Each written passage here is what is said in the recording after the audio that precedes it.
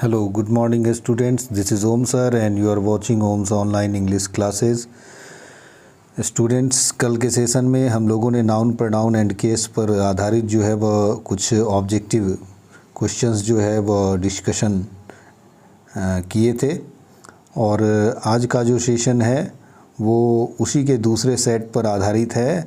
पुनः जो है वह उसी चैप्टर से दूसरा सेट लेकर के आप लोगों के बीच आया हूँ।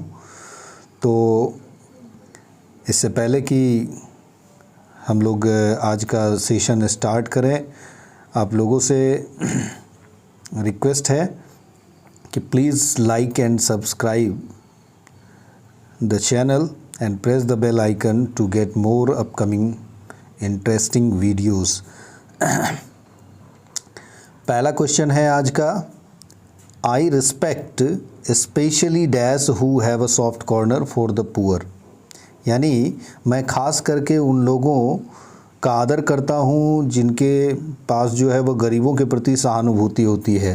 हैव अ सॉफ्ट कॉर्नर का अर्थ होता है हैव सिंपैथी फॉर समवन और समबडी। यानी कहने का मतलब है सॉफ्ट कॉर्नर होने का अर्थ है सिंपैथी होना यानी सहानुभूति होना। तो ये जो क्वेश्चन है वो बेसिकली आपको रिलेटिव प्रोनाउन के रूल से रिलेटेड है। अगर रिलेटिव प्रोनाउन से पहले आपको फॉर्म जो है वह भरना है तो ये बहुत ही इम्पॉर्टेंट क्वेश्चन है। इसके लिए कॉम्पिटिटिव एग्ज़ाम में भी काफ़ी ज़्यादा ये क्वेश्चन पूछा जाता है। तो यहाँ जो हु है इसके पहले आपको जो है वह यहाँ पर प्रोनाउन जो है वह भरना है। अब कौन सा प्रोनाउन वाला फॉर्म यहाँ पर सही होगा इसके बारे में जानते हैं। तो रिलेटिव प्रोनाउन के पहले पर्सनल प्रोनाउन भी आता है, ये हम सभी जानते हैं। दे हु भी आता है, लेकिन जब हु से वाक्य की शुरुआत होती है यानी रिलेटिव प्रोनाउन ही शुरू में रहता है तो वहाँ पर हम लोग दोज का प्रयोग करते हैं। ये पहले भी हम लोग जान चुके हैं। यहाँ भी हालांकि हु के पहले दोज का ही प्रयोग होगा, लेकिन यहाँ का जो थ्योरी है वो इस तरीके से है कि अगर स्पेशली, मेनली, स्पेशली यहाँ तो लिखा हुआ ही है, और मेनली या चीफली जैसा वर्ड, मेनली, चीफली, स्पेशली इस जैसा शब्द अगर हो तो उसके बाद दोज का प्रयोग होता है। तो इसलिए यहाँ दे का प्रयोग जो है वो सही नहीं होगा। तो यहाँ सही आंसर जो है वो डी होगा। आई respect specially those who have a soft corner for the poor. यानी कि यहाँ डेमोन्स्ट्रेटिव प्रोनाउन दोज का प्रयोग होगा। ये याद रखेंगे, ये बहुत ही इम्पोर्टेंट जो है वह क्वेश्चन है, बहुत ही इम्पोर्टेंट प्रश्न है। अगले क्वेश्चन की तरफ बढ़ते हैं। दूसरा क्वेश्चन है, dash is scorching heat today. Scorching का अर्थ होता है मतलब काफ़ी ज़्यादा, यानी उमस भरी, यानी कि जला देने वाली।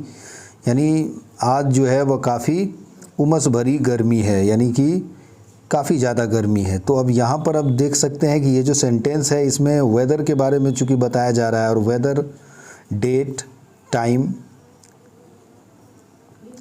उसके बाद सीजन, ऐसी चीज़ों को बताने के लिए हम लोग इट का प्रयोग करते हैं। तो यहाँ इट का प्रयोग होगा, इंट्रोडक्टरी इट का प्रयोग सब्जेक्ट के रूप में होगा। It is scorching heat today, यानी it is hot, it is cold, it is summer, it is Sunday today. ऐसे सेंटेंस में जो है वह इंट्रोडक्टरी इट का ही प्रयोग होता है। तो इसलिए इसका जो है 2 नंबर का जो है वह आंसर सी होगा। बढ़ते हैं अगले क्वेश्चन की तरफ। अगला क्वेश्चन जो है वह देखिए, अगला क्वेश्चन है, dash price is very high. Dash price is very high, यानी कि यहाँ पर आपको देख सकते हैं कि प्राइस जो है वह नाउन है। इसके पहले जो है वह जो भी शब्द आएगा वो एडजेक्टिव होना चाहिए। तो यहाँ पर आप देख सकते हैं कि दिस भी जो है वो डेमोन्स्ट्रेटिव एडजेक्टिव की तरह यूज़ हो सकता है, लेकिन आपको यहाँ किसी वस्तु की कीमत के बारे में कहा जा रहा है तो इसलिए उस वस्तु के लिए हम लोग जो है वो इट्स का प्रयोग करेंगे। वस्तु के लिए पर्सनल प्रोनाउन इट यूज़ करते हैं और इसी का पॉजिटिव एडजेक्टिव जो है वो इट्स होता है। तो इसलिए इस इट्स का प्रयोग जो है वह यहाँ पर होगा। अब एक इट्स यहाँ पर आई टी के बाद अपोस्ट्रोफी एस के साथ भी है, जो कि इट इज़ का कॉन्ट्रैक्टेड फॉर्म है, कॉन्ट्रैक्शन है, तो इसलिए ये वाला फॉर्म जो है यहाँ नहीं होगा। इसमें हो जाएगा नाउन के पहले एडजेक्टिव के रूप में इट्स का प्रयोग होगा, यानी सी नंबर जो है वो इसका राइट आंसर होगा। ठीक है, तो it's price is very high, यानी इसकी कीमत काफ़ी ऊंची है या काफ़ी ज़्यादा है। नेक्स्ट क्वेश्चन है Sulekha is not so shy as dash. यहाँ भी देख सकते हैं ये वाक्य जो है वो बिल्कुल कंपैरिजन की तरह है। कल भी इस तरह के क्वेश्चंस जो है वो आए हुए थे पहले सेट में। तो कंपैरिजन वाले में बताया हुआ था मैंने आप लोगों को कि बराबरी वालों के बीच में कंपैरिजन होता है। सुलेखा वाक्य का सब्जेक्ट है और सुलेखा की ही तुलना हो रही है। सुलेखा उतनी शर्मीली नहीं है जितना की। तो अब यहाँ पर आप देख सकते हैं कि सुलेखा जो है नॉमिनेटिव केस है, क्योंकि वाक्य का सब्जेक्ट है, तो इसलिए तुलना भी नॉमिनेटिव केस के ही सब्जेक्ट से होगी। तो इसलिए यहाँ पर ही जो है वो राइट आंसर होगा, यानी ए इसका राइट आंसर है। Sulekha is not so shy as he. ठीक है, तो ही नॉमिनेटिव केस है, सुलेखा भी नॉमिनेटिव केस है। बिल्कुल क्लियर हुआ। अगले क्वेश्चन की तरफ बढ़ेंगे। एक और चीज़ समझ लीजिए, ये जो आप देख रहे हैं कि अक्सर कंपैरिजन के लिए हम लोग as plus adjective plus as लिखते हैं, यानी कि दोनों ही एज के बीच में एडजेक्टिव को रखते हैं। लेकिन हम यहाँ देख रहे हैं कि पहला जो है वह वर्ड सो है और उसके बाद जो है वह एडजेक्टिव है और फिर एज है। तो ऐसा नेगेटिव सेंटेंस में किया जाता है कि पहले वाले एज को सो में बदल दिया जाता है जब वाक्य आपका नेगेटिव हो। तो इसी वजह से यहाँ पर नॉट के बाद एज की जगह सो लिखा हुआ है। ठीक है, ठीक है स्टूडेंट्स। तो अगले क्वेश्चन यानी कि 5वें क्वेश्चन की तरफ जो है वो बढ़ते हैं। I love you as much as dash. तो अगेन आप देख सकते हैं कि यहाँ पर फिर से वही कंपैरिजन वाला क्वेश्चन है। बीच में जो है आप देख सकते हैं मच का प्रयोग है और दोनों ही तरफ जो है वो एज का प्रयोग है। तो ये आपको पॉजिटिव डिग्री से कंपैरिजन वाला क्वेश्चन है। अब इसमें फिर से जो है वो आप लोगों के दिमाग में होगा कि I love you as much as है यहाँ पर, तो आई चूँकि नॉमिनेटिव में है तो इधर भी नॉमिनेटिव केस होना चाहिए, यानी कि ही या फिर सी आपको जो है वो डालने का मन करेगा, क्योंकि प्रीवियस क्वेश्चन जो था 4था नंबर क्वेश्चन, उसमें हम लोगों ने ऐसा ही किया। सुलेखा चूँकि नॉमिनेटिव था तो हम लोगों ने ही का प्रयोग किया।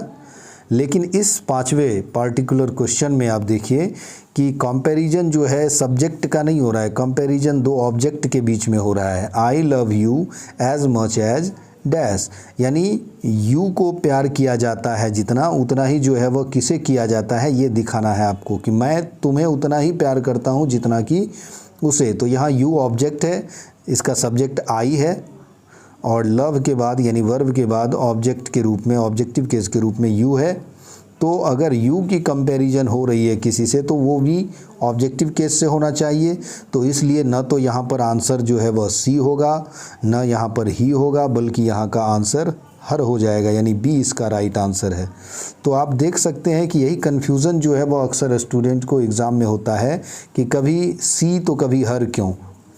हम लोग इसको सीधे सीधे लेते हैं कि वाक्य में एज या देन के बाद जो है वह क्या होता है, लेकिन आपको इस तरीके से नहीं देखना चाहिए। एज या देन के बाद ऑब्जेक्टिव केस भी आ सकता है और नॉमिनेटिव केस भी आ सकता है, डिपेंड करता है कि वो किसके साथ कंपेयर किया जाता है, सब्जेक्ट के साथ या ऑब्जेक्ट के साथ। तो हम देख सकते हैं लगातार 4थे और 5वें क्वेश्चन में ये चीज़ें समझने को आई कि जब सब्जेक्ट के साथ कंपैरिजन था तो सब्जेक्टिव केस यानी ही का प्रयोग हमने किया, लेकिन जब यहाँ कंपैरिजन चेंज हुआ, ऑब्जेक्ट से कंपेयर किया जाने लगा, तो हमने यहाँ पर ऑब्जेक्टिव केस का प्रयोग किया यानी कि हर का प्रयोग किया। तो इसलिए इसे ध्यान में रखेंगे हमेशा। अब 6ठे क्वेश्चन की तरफ जो है वो बढ़ते हैं। 6ठा क्वेश्चन है I respect you as much as dash does. अब अगेन यहाँ पर आप देख सकते हैं आई रिस्पेक्ट यू, यहाँ भी आई जो है वो नॉमिनेटिव केस है और रिस्पेक्ट के बाद यू ऑब्जेक्टिव केस है। और एज मच एज अभी अभी इससे पहले भी हम लोगों ने पढ़ा है।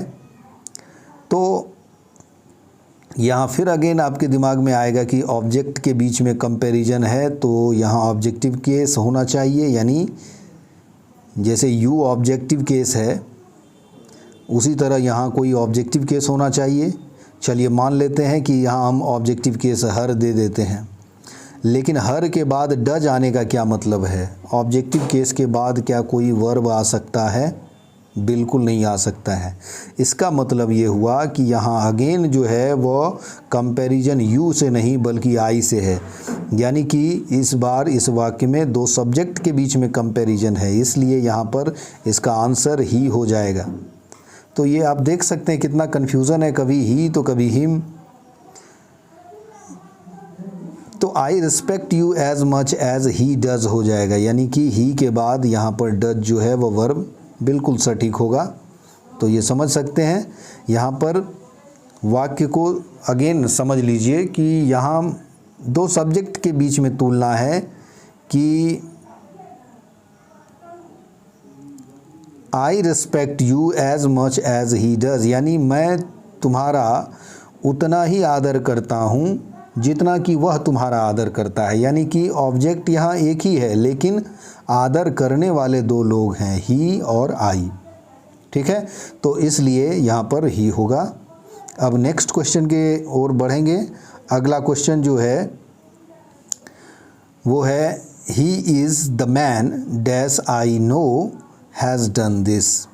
ये भी बहुत ही ज़्यादा इम्पोर्टेंट और काफ़ी ज़्यादा एग्ज़ाम में पूछा जाने वाला क्वेश्चन है।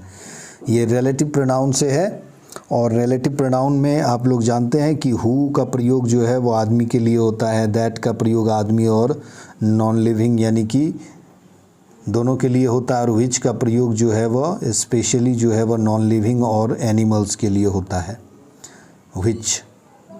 ठीक है, तो इस तरीके से अब हम लोग देखेंगे कि यहाँ जो है वो कौन सा रिलेटिव प्रोनाउन का फॉर्म जो है वो भरा जाना है। He is the man dash I know has done this. अब रिलेटिव प्रोनाउन भरने का जो एक ट्रेडिशनल रूल जो है वह कुछ किताबों में बताया गया है कि अगर आगे कोई सब्जेक्ट हो तो होम का प्रयोग करें। बिल्कुल कुछ किताबों में यह लिखा गया है कि अगर आगे प्रोनाउन हो, यानी जहां आपको रिलेटिव प्रोनाउन भरना है उससे आगे अगर कोई प्रोनाउन हो या फिर नाउन हो, यानी कोई सब्जेक्ट हो, जैसा कि यहाँ पर आप देख सकते हैं आई जो है वह ब्लैंक के बाद जो है वह आया है, तो कुछ किताबों में बताया गया है कि इसको देखते ही होम का प्रयोग कर दें, क्योंकि होम के बाद कोई सब्जेक्ट आता है और हु के बाद जो है वह कोई वर्ब आता है, हु के बाद कोई वर्ब आता है। आप समझ सकते हैं कि हु और होम जो है वह नॉमिनेटिव और ऑब्जेक्टिव केस है, यानी कि हु जो है वह नॉमिनेटिव केस है, सब्जेक्ट के रूप में जब हमारा रिलेटिव प्रोनाउन काम करता है तब हम वहाँ हु का प्रयोग करते हैं, और इसी का ऑब्जेक्टिव केस होम होता है। तो इसका सीधा मतलब ये हुआ कि हमें नॉमिनेटिव केस और ऑब्जेक्टिव केस में डिफ्रेंशिएट करने को कहा जा रहा है। तो अब यहाँ पर आपको ये समझना होगा कि आपको यहाँ क्या भरना है, हु भरना है या होम भरना है। अब यहाँ इतना तो जानते हैं कि विच का प्रयोग नहीं होगा क्योंकि यहाँ मैन की बात हो रही है, लेकिन हु और होम में फिर भी कन्फ्यूज़न है। He is the man who I know होगा या होम आई नो होगा। तो मैक्सिमम स्टूडेंट जो है इसमें फंस जाते हैं इस रूल में कि होम के बाद सब्जेक्ट रहना चाहिए, तो वो होम डाल देते हैं। लेकिन यहाँ अगर हम होम डालेंगे तो ये क्वेश्चन बिल्कुल गलत हो जाएगा। दरअसल ये रूल जो है वह केवल दो क्लाउज वाले सेंटेंस पर जो है वह लागू होता है, लेकिन अगर इस सेंटेंस को ध्यान से देखें 7वें नंबर क्वेश्चन को, तो इसमें 3 क्लाउज है। एक है ही इज़ द मैन, एक है आई नो, और उसके बाद है the man has done this, यानी 3 सेंटेंस को इसमें कंबाइन करके लिखा गया है। तो इसलिए रिलेटिव प्रोनाउन के रूप में अगर हु और होम का कन्फ्यूज़न हो कि कौन सा फॉर्म सही होगा, तो एक ट्रिक याद रख लीजिए स्टूडेंट। इस ट्रिक को अगर फॉलो करेंगे कभी फेल नहीं होंगे। इसमें सबसे पहले जो है वो आप क्या करेंगे कि जितने सब्जेक्ट हैं या जितने वर्ब हैं उतने सब्जेक्ट हैं वाक्य में या नहीं है उसको आप चेक कीजिए। तो आप देख सकते हैं आई नो में नो जो है वह वर्ब है जिसको कि आई मिला हुआ है, यानी नो का सब्जेक्ट आई है, बिल्कुल ठीक। उसके बाद इज जो है यहाँ पर हेल्पिंग वर्ब, उसका सब्जेक्ट ही है, ही इज़, यानी कि नो को आई मिल चुका है, इज को ही मिल चुका है। अगर वर्ब है तो उसका तो सब्जेक्ट होना ही चाहिए, तो नो है तो उसका सब्जेक्ट आई है, इज है तो उसका सब्जेक्ट ही है, लेकिन हैज़ डन ये जो प्रेजेंट परफेक्ट है इसका सब्जेक्ट ही नहीं है सेंटेंस में। तो इसका ये मतलब सीधा हुआ कि यहाँ पर आपको नॉमिनेटिव फॉर्म रिलेटिव प्रोनाउन का लिखना है, तो इसलिए यहाँ हु का ही प्रयोग होगा, होम का प्रयोग यहाँ नहीं होगा। अब देखिए इसमें किया क्या गया है कि एक एडिशनल सेंटेंस आई नो जो है वह डाल दिया गया है। अगर हम इसको हटा लें, आई नो को यहाँ से रिमूव कर दें, ठीक है, अगर हम आई नो को यहाँ से रिमूव कर लें या ये हम इमेजिन करें कि यहाँ आई नो है ही नहीं, तो आप जो है यहाँ पर सोच करके देखिए कि हु और होम में से कौन सा यहाँ फिट बैठता है। तो he is the man, he is the man, home has तो नहीं लिखा जा सकता है क्योंकि अभी अभी बताया है कि रिलेटिव प्रोनाउन हु के बाद कोई वर्ब आता है, तो हु यहाँ डालेंगे तो हु हैज़ डन दिस, बिल्कुल वाक्य सटीक हो जाता है। He is the man who has done this, यानी वह आदमी है जिसने यह किया है। ही इज़ द मैन यानी वही आदमी है जिसने यह किया है। आई नो अलग से एक एडिशनल सेंटेंस इसमें जानबूझ करके डाला जाता है ताकि हु और होम का कन्फ्यूज़न बना रहे स्टूडेंट को। इसलिए सबसे ये कह सकते हैं कि बेहतर ट्रिक होगा कि जितने वर्ब हैं उतने सब्जेक्ट हैं या नहीं काउंट कर लीजिए। अगर वर्ब एक्स्ट्रा आ रहा है तो समझ जाइए यहाँ रिलेटिव प्रोनाउन का सब्जेक्टिव फॉर्म यानी कि हु यूज़ होगा, और अगर सबको अपना वर्ब सारे वर्ब को अगर अपना सब्जेक्ट प्राप्त है तो समझ लीजिए कि वहाँ होम होगा यानी कि ऑब्जेक्टिव केस होगा। तो आपने देखा कि हैज़ डन को इसका सब्जेक्ट नहीं है, तो इसलिए यहाँ पर हम हु डालेंगे यानी कि बी इसका जो है वो राइट आंसर होगा। आशा करता हूँ कि ये बहुत ही पेचीदा रूल जो है वो आप लोगों को समझ में आ गया होगा। ठीक है स्टूडेंट्स, आगे बढ़ना चाहेंगे। अगला क्वेश्चन जो है वो 8वां क्वेश्चन है, she has never missed the class. उसके बाद आप देख सकते हैं कॉमा है, she has never missed the class dash shows she is a sincere student. ठीक है, करके यहाँ एक कंप्लीट जो है वो सेंटेंस है यानी कि क्लाउज है। अब इस पूरे क्लाउज के लिए जो है वो रिलेटिव प्रोनाउन यहाँ पर भरना है, क्योंकि रिलेटिव प्रोनाउन वैसे अगर देखा जाए तो यूज होता है ठीक उसके पहले आने वाले नाउन, यानी रिलेटिव प्रोनाउन जो भी भरते हैं उसके ठीक पहले वाले नाउन जो होते हैं उसके अकॉर्डिंग जो है वो यानी उसी की अगली इन्फॉर्मेशन या नेक्स्ट इन्फॉर्मेशन देने के लिए उसका प्रयोग किया जाता है। तो लेकिन यहाँ हम देख सकते हैं कि she has never miss the class, अगर ये मान करके चलें कि क्लास के लिए जो है वह रिलेटिव प्रोनाउन, द क्लास के लिए रिलेटिव प्रोनाउन भरना है, तो क्या क्लास जो है वह ये शो करता है कि वह एक सिंसियर स्टूडेंट है, वह एक ईमानदार छात्रा है? बिल्कुल नहीं।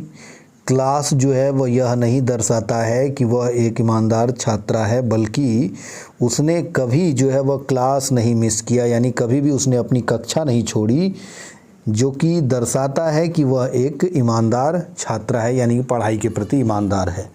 तो इस वाक्य में हम देख सकते हैं कि रिलेटिव प्रोनाउन का प्रयोग जो है वह पूरे क्लाउज के लिए हुआ है, यानी यहाँ से लेकर यहाँ तक, यानी एक पूरे सेंटेंस के लिए हुआ है, न कि किसी पर्टिकुलर, यानी न कि ठीक अपने पहले आने वाले शब्द के लिए। द क्लास के लिए यहाँ रिलेटिव प्रोनाउन नहीं लिखना है, बल्कि she has never miss the class, उसने कभी कक्षा नहीं छोड़ी है, जो यह दर्शाता है, यानी कहने का मतलब है कि उसका कक्षा न छोड़ना दर्शाता है कि वह एक ईमानदार छात्रा है। तो जब हम पूरे क्लाउज के लिए रिलेटिव प्रोनाउन का प्रयोग करते हैं तो वहाँ केवल जो है वह विच का प्रयोग होता है। तो इसलिए इसका 8वां जो है वो क्वेश्चन का आंसर जो है वो विच यानी कि बी नंबर हो जाएगा। अब अगले क्वेश्चन पर जो है वो चलना चाहेंगे। अगला क्वेश्चन जो है वो है the man dash the world knows as Bapu is none other than Gandhi. कहने का मतलब है the man dash the world knows, यानी जिसे दुनिया जो है वह जानती है, यानी दुनिया जानती है, यहाँ दुनिया सब्जेक्ट है। किसे जानती है? तो जिसे जानती है, यानी कहने का मतलब यहाँ ऑब्जेक्टिव केस जो है वह भरा जाना चाहिए। द मैन किसे जानती है? तो यानी मैन को। तो द मैन यहाँ पर जो है आप समझ सकते हैं कि ऑब्जेक्टिव केस है और इसी के लिए रिलेटिव प्रोनाउन यूज़ करना है, क्योंकि हम कई बार बता चुके हैं कि रिलेटिव प्रोनाउन जहाँ भी लिखते हैं हम लोग, वो ठीक उसके पहले आने वाले नाउन को क्वालिफाई करता है, उसी की एडिशनल इन्फॉर्मेशन जो है वो आगे वो देता है। तो इसलिए the man whom the world knows as Bapu यहाँ पर लिखना सही होगा। हु द वर्ल्ड नोज लिखना गलत होगा। तो यहाँ पर ऑब्जेक्ट की ज़रूरत है, तो ऑब्जेक्टिव केस यानी कि होम का प्रयोग सही होगा। डी इसका राइट आंसर है। और जो ट्रिक मैंने बताया उसको भी आप यहाँ अप्लाई कर सकते हैं। आप देखिए, सबसे पहले तो ये देखिए कि इज जो है एक वर्ब दिख रहा है, हेल्पिंग वर्ब इज, जिसको कि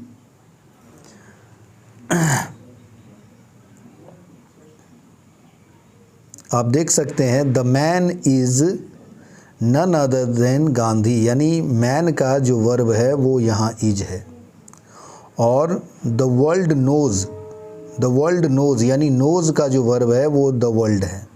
तो यानी दो वर्ब इसमें हैं। नोज एक मुख्य क्रिया है जिसको कि अपना सब्जेक्ट द वर्ल्ड मिला हुआ है, और इज जो है वो हेल्पिंग वर्ब है जिसको कि अपना सब्जेक्ट द मैन मिला हुआ है।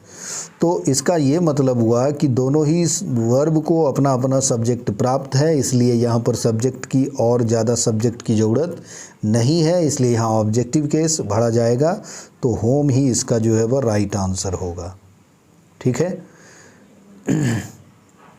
तो इस दोनों ही तरीके से आप समझ सकते हैं, यानी कि रिलेटिव प्रोनाउन जो है वो ऐसे नाउन या ऐसे प्रोनाउन के लिए यूज़ होता है जो या तो सब्जेक्ट हो सकता है या ऑब्जेक्ट हो सकता है। जब सब्जेक्ट की ज़रूरत होती है तो आदमी जब रहे तो हम हु का प्रयोग करते हैं, लेकिन जब ऑब्जेक्ट के लिए यूज़ हो, वही आदमी अगर ऑब्जेक्ट बना बैठा हो वाक्य का, तो वहाँ पर होम का प्रयोग करते हैं। जो और जिसे। ठीक है। उसके बाद 10वां क्वेश्चन जो है वो कहता है कि this is the postman dash brings letter for us, यानी यही वह डाकिया है जो हमारे लिए पत्र लाता है। दिस इज़ द पोस्टमैन, यानी यही वह डाकिया है जो हमारे लिए पत्र लाता है। तो जो पत्र लाता है, जो लाता है, यानी यहाँ पर जो के रूप में जो भी रिलेटिव प्रोनाउन भरेंगे वो नॉमिनेटिव केस होना चाहिए, क्योंकि लाने का काम उसी का है। यानी यहाँ पोस्टमैन जो है वो सब्जेक्ट है, नॉमिनेटिव केस है, इसलिए यहाँ पर हु का प्रयोग होगा। लेकिन हम यहाँ देख रहे हैं कि हु ऑप्शन में कहीं भी नहीं है, तो दैट का प्रयोग हम कर सकते हैं, क्योंकि दैट का प्रयोग जो है वो मैन और थिंग दोनों के लिए होता है, मैन के लिए भी और थिंग के लिए भी। तो इसलिए दैट यहाँ पर सूटेबल होगा। सी इसका राइट आंसर होगा। ठीक है। फिर से आप यह भी देख सकते हैं वो ट्रिक के आधार पर कि इज को अपना सब्जेक्ट दिस प्राप्त है, लेकिन ब्रिंग्स को जो है वो अपना सब्जेक्ट प्राप्त नहीं है, तो इसलिए यहाँ पर हु या नहीं तो दैट जो है वो नॉमिनेटिव फॉर्म में यूज़ होगा। दैट समझ सकते हैं, दोनों के लिए यूज़ होता है, आदमी के लिए भी और वस्तु के लिए भी, तो इसलिए दैट यूज़ करने में भी कोई दिक्कत नहीं है। अब अगला क्वेश्चन जो है 11वां क्वेश्चन है। आप देख सकते हैं all dash I know about her is that she is a window. All के बाद, ओनली के बाद, समथिंग नथिंग के बाद, लिटिल के बाद, फ्यू के बाद, यानी ऐसे जो टर्म है, ये जो कुछ शब्द हैं, फ्यू है, all, few, anything, only, everything, something, ये कुछ ऐसे जो है वह प्रोनाउन है जिसके बाद रिलेटिव प्रोनाउन के रूप में हमेशा दैट का प्रयोग होता है, तो इसलिए ऑल के चलते यहाँ पर दैट का प्रयोग होगा। All that I know about her, यानी उसके बारे में मैं जो कुछ भी जानता हूँ, इज़ दैट वो ये है कि सी इज़ अ विडो, कि वह एक विधवा है। All that I know about her यानी वो सब चीज़ जो मैं उसके बारे में जानता हूँ वो बस इतना है कि वह एक विधवा है। तो ऑल के बाद यहाँ दैट का प्रयोग होगा, डी इसका राइट आंसर होगा। यहाँ भी आप देख सकते हैं, अभी अभी बोला मैंने नथिंग, समथिंग, एवरीथिंग के बाद भी दैट का ही रिलेटिव प्रोनाउन के रूप में यूज़ होता है। तो 12 का भी जो है वो आंसर वो ए हो जाएगा। अगले क्वेश्चन की तरफ बढ़ना चाहेंगे। The house dash door is closed is रमन्स, यानी घर जिसका दरवाज़ा बंद है, घर जिसका दरवाज़ा, तो घर का दरवाज़ा यानी पोजीशन है यहाँ पर, तो पॉजिटिव फॉर्म यहाँ पर यूज़ होगा। और हाउस जो है वो कोई आदमी तो है नहीं, ये तो नॉन लिविंग है, थिंग हो गया। तो इसलिए यहाँ पर या तो हुज़ का प्रयोग कर सकते हैं, हुज़ का प्रयोग आदमी के लिए भी होता है और जानवर के लिए भी होता है और वस्तु के लिए भी होता है। तो पॉजिटिव फॉर्म जो है वो हु का हुज होता है रिलेटिव प्रोनाउन के रूप में। और अगर वस्तु है, अगर हुज ऑप्शन में ना हो तो ऑफ विच का भी प्रयोग किया जा सकता है। तो ऑफ विच हो गया जिसका, जैसे हुज का अर्थ हो गया जिसका, उसी तरह ऑफ विच हो गया जिसका। तो घर जिसका दरवाज़ा, तो घर का दरवाज़ा पोजीशन है तो पॉजिटिव फॉर्म यूज़ होगा, तो ऑफ विच इसका राइट आंसर होगा। हुज भी रहता तो हुज से भी काम चला सकते थे। तो अगला क्वेश्चन जो है वह है Reena and her husband. Reena and her husband यानी रीना और उसके पति लव एंड रिस्पेक्ट डैश, यानी कि रीना और उसके पति प्यार और सम्मान करते हैं किसका। तो अब यहाँ पर ऑब्जेक्ट होना चाहिए, तो ऑब्जेक्ट के रूप में अगर यहाँ हम देमसेल्व्स देते हैं तो वो गलत हो जाएगा, क्योंकि यहाँ पर रिलेशन जो है वह परस्पर को जो है वह बता रहा है, दोनों के बीच में जो है वह लव एंड रिस्पेक्ट है, यानी कि रीना अपने पति का लव एंड रिस्पेक्ट करती है और उसके पति भी जो है वह रीना को लव एंड रिस्पेक्ट करते हैं। तो चूँकि पारस्परिक रिलेशन है, यानी दोनों एक दूसरे के साथ जो है ये ऐसा करते हैं, तो इसलिए यहाँ पर हम लोग पारस्परिक सर्वनाम यानी कि रेसिप्रोकल प्रोनाउन का प्रयोग करेंगे। तो इसकी संख्या 2 है, एक है वन अनदर और एक है ईच अदर। 2 से अधिक जब लोग रहते हैं तो वहाँ हम लोग वन अनदर का प्रयोग करते हैं, लेकिन यहाँ तो केवल 2 की ही बात हो रही है, रीना और उसके पति की। तो इसलिए इसका सही आंसर ईच अदर यानी कि सी होगा। ठीक है, 2 के लिए पारस्परिक सर्वनाम का प्रयोग जो है वो करेंगे ईच अदर और 2 से अधिक के लिए वन अनदर। अगले क्वेश्चन की तरफ बढ़ना चाहेंगे। अगला क्वेश्चन है introducing me my friend said, यानी मेरा परिचय कराते हुए मेरे दोस्त ने कहा, मेरा परिचय कराते हुए मेरे दोस्त ने कहा dash is home my close friend, यानी मेरा परिचय कराते हुए मेरे मित्र ने कहा कि यह ओम है मेरा नज़दीकी मित्र। तो यहाँ पर आप समझ सकते हैं कि इंट्रोडक्शन के लिए हम लोग डेमोन्स्ट्रेटिव प्रोनाउन दिस का प्रयोग करते हैं, तो इसलिए यहाँ दिस हो जाएगा, यहाँ ही का प्रयोग नहीं होगा।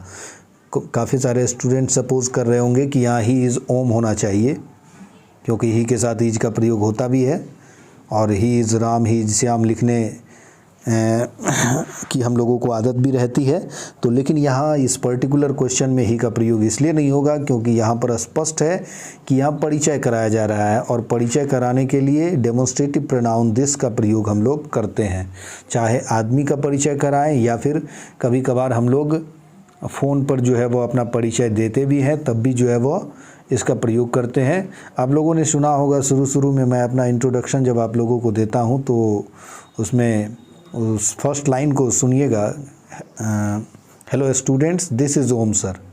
आई एम ओम सर के बदले मैं दिस इज़ ओम सर का प्रयोग करता हूँ, क्योंकि मैं इंट्रोड्यूस कर रहा होता हूँ खुद को, तो इसलिए यहाँ इंट्रोडक्शन के लिए दिस जो है वो ही के कंपैरिजन में ज़्यादा सूटेबल है, दिस इज़ ओम। ठीक है, तो 16वां क्वेश्चन जो है वो देख सकते हैं। 16वां क्वेश्चन है dash was 2020 when corona broke out, यानी जब कोरोना जो है वो फैला। ब्रेकआउट का अर्थ होता है फैलना, तेज़ी से फैलना। ब्रेकआउट ये एंडेमिक, पैंडेमिक या फिर एपिडेमिक को तेज़ी से, या फिर जंगल में आग फैलती है तो वहाँ पर भी इसका प्रयोग हम लोग करते हैं, ब्रेकआउट का, तेज़ी से फैलना। तो जब कोरोना जो है वह फैला वो साल कौन सा था? 2020 का। तो यहाँ पर आप समझ सकते हैं कि इंट्रोडक्टरी इट का प्रयोग होगा, क्योंकि time, year, month, weather, season, इस सब को बताने के लिए हम लोग इंट्रोडक्टरी इट का प्रयोग करते हैं। तो इट वाज 2020 हो जाएगा। 2020 का वर्ष था व्हेन कोरोना ब्रोक आउट, जब कोरोना फैला। ठीक है। अगला क्वेश्चन है dash are good politicians, dash are good politicians in the country this time, यानी इस समय देश में अच्छे राजनीतिज्ञ हैं। अब यहाँ पर लिटिल एक ऑप्शन है, लिटिल मतलब भी होता है थोड़ा, ठीक है। तो यहाँ पर लेकिन लिटिल का जो है वह प्रयोग मात्रा बताने के लिए होता है। यहाँ तो पॉलिटिशियंस हैं, राजनीतिज्ञ, ये तो काउंटेबल नाउन है, तो यहाँ तो लिटिल का प्रयोग नहीं होगा। नीदर और ईदर का प्रयोग दो में से किसी एक को बताने के लिए यूज़ होता है। तो यहाँ तो सारे पॉलिटिशियंस की बात जो है वह हो रही है कि देश में इस समय जो है वह अच्छे पॉलिटिशियंस, अच्छे राजनीतिज्ञ की बात हो रही है, तो इसलिए ये भी नहीं होगा। तो इसलिए फ्यू इसका सही आंसर होगा। और फ्यू नेगेटिव होता है जब अकेले आता है। फ्यू जब अकेले आए तो ये नेगेटिव सेंस देता है, यानी थोड़ा, इसका हिंदी अर्थ होता है कुछ या थोड़ा, लेकिन अपर्याप्त, यानी इनसफिशिएंट नंबर को आता है। तो फ्यू आर गुड पॉलिटिशियंस का अर्थ होगा कि मतलब देश में इस समय चंद ही अच्छे नेता हैं, यानी कहने का मतलब है न के बराबर अच्छे नेता हैं। ठीक है, फ्यू नेगेटिव है। अगले क्वेश्चन की तरफ बढ़ना चाहेंगे। अगला क्वेश्चन जो है वो देखिए, आई हैव डैश बुक्स, ये बहुत ही मतलब कंफ्यूजिंग टर्म है, आप देख सकते हैं। आई हैव डैश बुक्स, और बुक्स काउंटेबल नाउन है इसलिए प्लूरल है। और मच मेनी का जिनको फ़र्क समझ में आता है कि मच जो है वो अनकाउंटेबल के लिए यूज़ होता है और मेनी जो है वो मच जो है अनकाउंटेबल के लिए यूज़ होता है और मेनी काउंटेबल के लिए यूज़ होता है। बस सीधे मच और मेनी में डिफ्रेंशिएट करके हमने देखा है कि बहुत से स्टूडेंट मच मेनी का प्रयोग कर देते हैं, लेकिन मच मेनी का प्रयोग जो है वो इतना कह सकते हैं ईजी भी नहीं है। इसके हर एक टाइप के सेंटेंस को ध्यान में रखना पड़ता है। अफर्मेटिव, नेगेटिव और इंटेरोगेटिव तीनों आधार पर मच मेनी का प्रयोग होता है। तो इसलिए इस वाक्य में अगर आप सपोज कर रहे हैं कि आई हैव मेनी बुक्स लिख देंगे और हमारा सेंटेंस सही हो जाएगा, तो आप गलत समझ रहे हैं, ये गलत हो जाएगा। जब अफर्मेटिव सेंटेंस हो तो अफर्मेटिव सेंटेंस में वाक्य जो है अगर इस तरीके से हो कि मच या मेनी के बाद ऑब्जेक्ट पर अगर वाक्य ख़त्म हो जाए तो ये समझ लेना है कि अफर्मेटिव वाक्य में मच और मेनी का प्रयोग वहाँ पर गलत है। तो आई हैव मेनी फ्रेंड्स लिखना और आई हैव मच शुगर लिखना ये गलत होता है, ये ध्यान रखेंगे।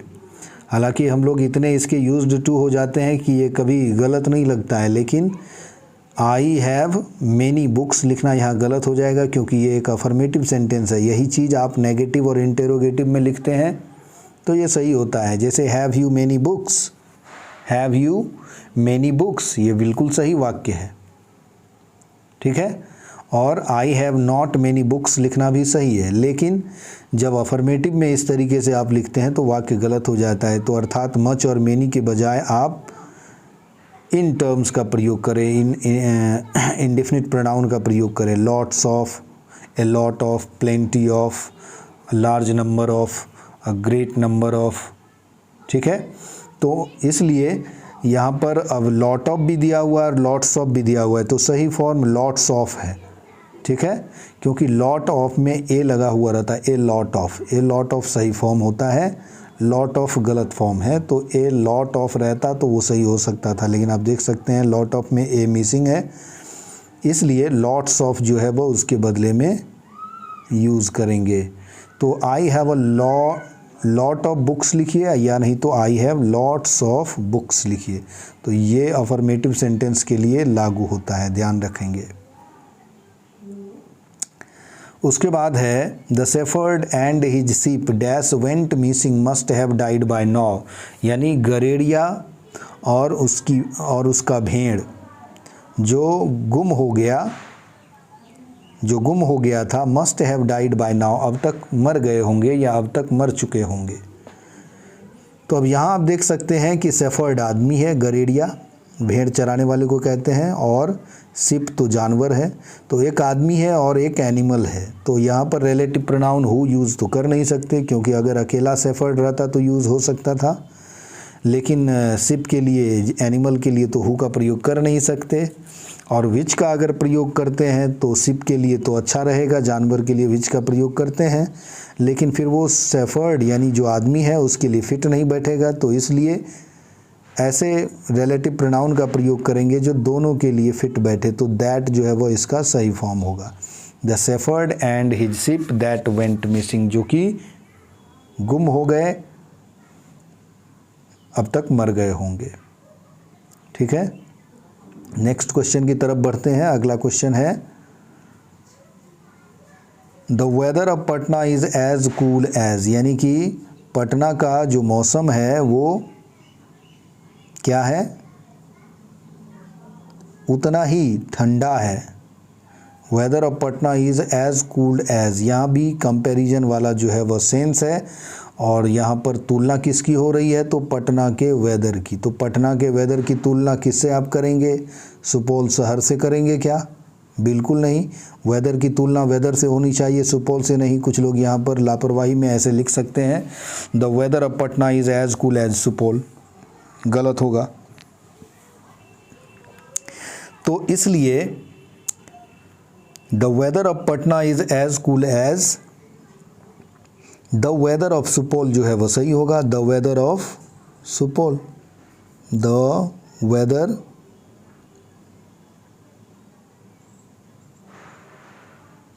ऑफ सुपौल। तो लेकिन इसमें हो क्या रहा है, आप देखिए वेदर रिपीट हो रहा है, यानी नाउन रिपीट हो रहा है।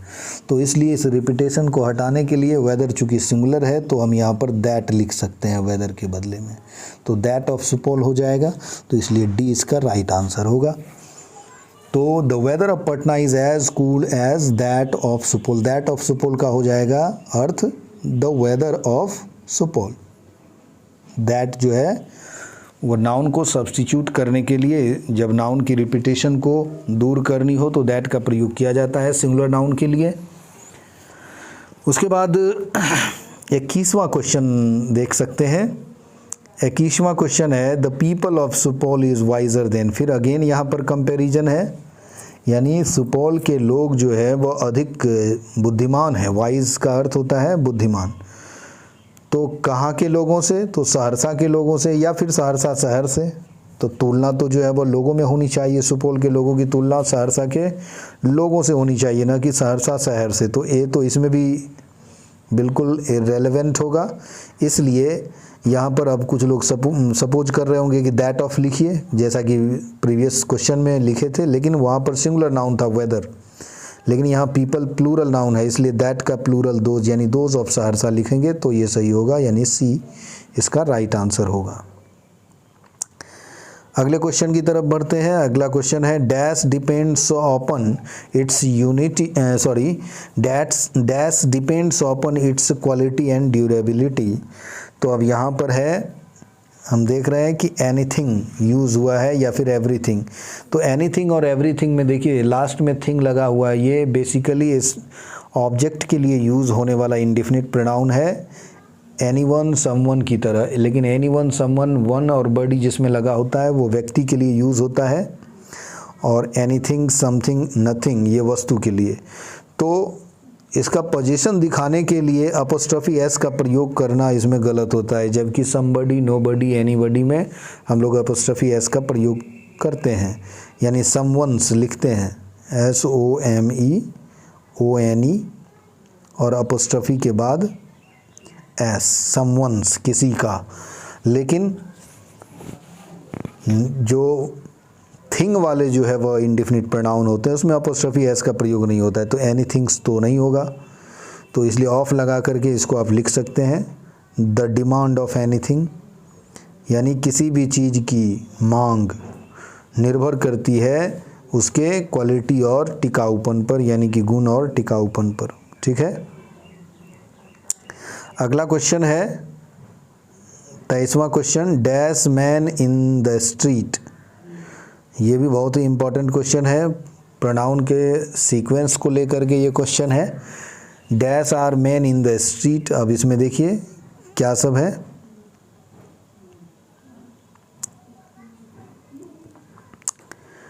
यू, दे एंड वी है। सबसे पहली बात कि इस प्रोनाउन के सीक्वेंस जो है वह दो तरीके से हम लोग यूज़ करते हैं, एक 231 का फॉर्मूला और 123 का। सामान्य वाक्यों में 231 होता है, लेकिन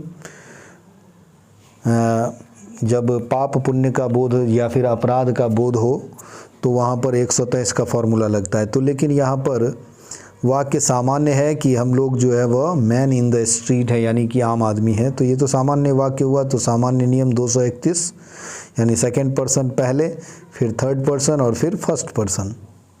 ठीक है, तो उस हिसाब से तो यू, दे एंड वी सही लग रहा है, लेकिन हम एक चीज़ और भी देख रहे हैं कि इसमें तीनों के तीनों प्लूरल हैं। यू भी प्लूरल है, दे भी प्लूरल है, और वी फर्स्ट पर्सन से वी भी प्लूरल है। तो जब ऐसी बात नौबत रहे कि तीनों ही पर्सन के प्रोनाउन प्लूरल नंबर में हो, तो फिर 123 का ही फॉर्मूला उसमें भी यूज़ होता है। तो इस हिसाब से वी, यू एंड दे इसका सही आंसर होगा, यानी 231 नहीं बल्कि 123 का फॉर्मूला लगेगा जब सारे प्रोनाउन प्लूरल फॉर्म से हो। ठीक है, फिर हम देख रहे हैं कि 24वां नंबर क्वेश्चन है वो, इसमें ये पोजीशन वाला जो है वो क्वेश्चन है, dash husband are good friends. अब इसमें दो महिलाएं हैं, दोनों के पति जो है वो अच्छे मित्र हैं, तो दोनों महिलाओं के पति पर जो है वो सेपरेट पोजीशन होगा, यानी दोनों के पति अलग अलग हैं, तो इसलिए दोनों ही नाउन पर जो है अपोस्ट्रोफी एस होना चाहिए, तो हेमाज एंड रेखाज होना चाहिए, सॉरी सी नहीं बल्कि डी इसका राइट आंसर होगा, क्योंकि हेमा में आप देख सकते हैं सी नंबर में एस मिसिंग है, तो इसलिए डी इसका राइट आंसर होगा, हेमाज एंड रेखाज, हेमाज एंड रेखाज, यानी कि डी इसका राइट आंसर होगा। चूँकि सेपरेट पोजीशन है, हेमा की भी पति है और रेखा के भी पति, और एक ही आदमी नहीं है दोनों का पति, दोनों के पति अलग अलग हैं, इसलिए हेमाज एंड रेखाज हस्बैंड होगा। यहाँ हस्बैंड्स भी नहीं कर सकते हैं, ध्यान देंगे, हेमाज का अर्थ हो गया हेमा के पति एंड रेखाज हस्बैंड, यानी रेखा के पति अच्छे मित्र हैं। ठीक है, नेक्स्ट क्वेश्चन की तरफ बढ़ेंगे। 25वां क्वेश्चन होगा ये, the firm is run by, यानी कंपनी जो है वह चलाई जाती है किसके द्वारा, तो यहाँ तो पोजीशन नहीं है, तो पोजीशन नहीं है तो अंबानी एंड सन्स, यानी कि ये नंबर जो है वो इसका आंसर होगा। पोजीशन होता तभी इसमें अपोस्ट्रोफी एस की ज़रूरत थी। A dash of thieves broke in the house, broke in the house, यहाँ पर कलेक्टिव नाउन से जो है वो क्वेश्चन है कि चोर के लिए कौन सा कलेक्टिव फॉर्म यूज़ करेंगे, तो चोर और डाकू के लिए गैंग का प्रयोग होता है, तो ए गैंग ऑफ थीव्स हो जाएगा। और ब्रेक इन का अर्थ होता है सेंधमारी कर या ताला तोड़ करके घुसना, तो ब्रेक इन हो जाएगा। और ब्रेक इनटू होता है ज़बरदस्ती घुसना, to enter forcibly, break into, इसमें इनटू है, ध्यान देंगे इनटू और इन में फ़र्क है। ये चोरी के लिए यूज़ करते हैं सेंधमारी या फिर ताला तोड़कर घुसना, लेकिन ये होता है ज़बरदस्ती घुसना। ठीक है, तो डाकू वगैरह लोग कैसे घुसेंगे, तो ब्रेक इनटू करेंगे, जबकि चोर जो है वह चोरी छिपे घुसेगा या सेंधमारी करके, तो ब्रेक इन हो जाएगा। ठीक है, अगला क्वेश्चन है 28वां question, a dash of sheep was grazing. यहाँ भी कलेक्टिव नाउन का प्रयोग पूछा जा रहा है। शिप के लिए हम लोग कलेक्टिव वर्ड फ्लॉक का प्रयोग करते हैं, तो इसलिए इसका जो है वो बी जो है वो राइट आंसर होगा, flock, flock of sheep. Brood जो है वो हम लोग चिकन के लिए यूज़ करते हैं, हर्ड कैटल के लिए करते हैं, और ट्रेन जो है गधों के लिए एंड डंकी के लिए, तो इसलिए फ्लॉक जो है वो भेड़ के लिए सही ऑप्शन होगा। अगला क्वेश्चन है, Mrs Sabita is a dash teacher. Mrs Sabita is a woman teacher हो जाएगा।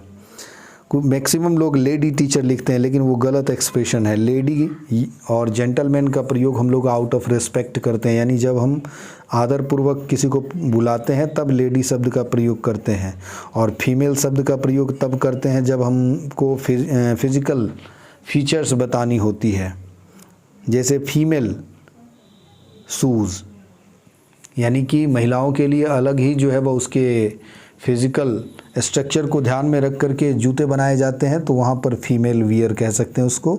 और लेडी जो है रिस्पेक्ट के लिए, लेकिन वुमन जो है वह किसी भी रोज़गार या पेशा को बताने के लिए होता है। तो अगर आप लोग अब तक यूज करते आए हैं लेडी डॉक्टर, लेडी टीचर, तो ये गलत एक्सप्रेशन है, ग्रामेटिकली ये बिल्कुल गलत है।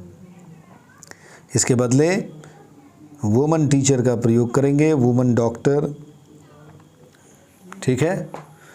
तो इस तरीके से 29वां क्वेश्चन का आंसर जो है वो सी होगा। और 30वें क्वेश्चन पर आते हैं, ए डैश ऑफ कैटल। अभी बताया था मैंने, मवेशी के लिए